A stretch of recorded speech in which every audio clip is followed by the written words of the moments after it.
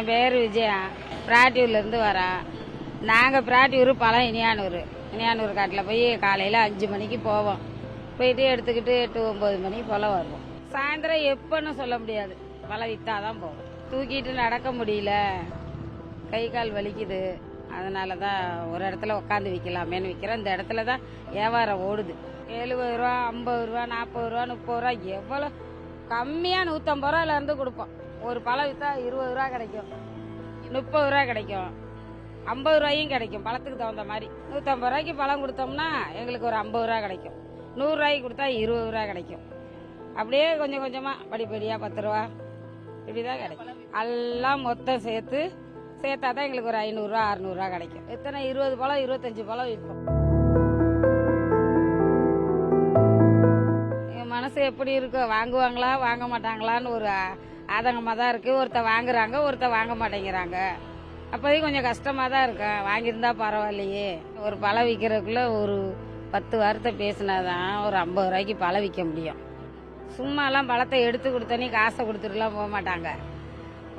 நல்லா இருக்கும், இது உடம்புக்கு நல்லது, குளிர்ச்சி, சாப்பிடுங்க, வாங்கிட்டு போங்கன்னு சொன்னாதான் இறக்கப்பட்டு வாங்கினாலும் வாங்குறாங்க, பேரம் பேசிட்டு போனாலும் போகிறாங்க.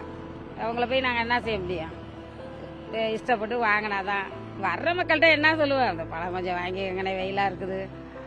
நாங்களும் காலையில் வந்தோம், காலையில் போய் வண்டியில் ஏற்றி கொண்டு வந்து கஷ்டப்பட்டு விற்கிறோம். எங்களுக்கு நீங்கள் 10 ரூபா கொடுத்தா தானே எங்களுக்கு 10 ரூபா கூலி இருக்குன்னு சொல்லி தான் கேட்குறான். வேற என்ன கேட்குறான்? வெயில் அடிக்குது, என்ன பண்ணுறது? 10 ரூபா இந்த 2 மாதத்துக்கு இதான் பொழப்பு எங்கள் ஊரில். வெயிலை பார்த்தா எப்படி 10 ரூபா சம்பாதிக்க முடியாதே அப்படின்ட்டு உட்காந்துருக்கோம்.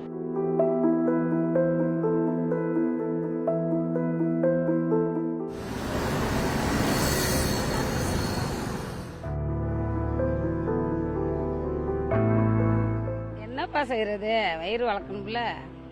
ஒரு துண்டை வச்சு தான் பொழப்பு ஓடுது. அதனால நம்ம ஊரில் தான் பொழப்பு 2 மாதத்துக்கு.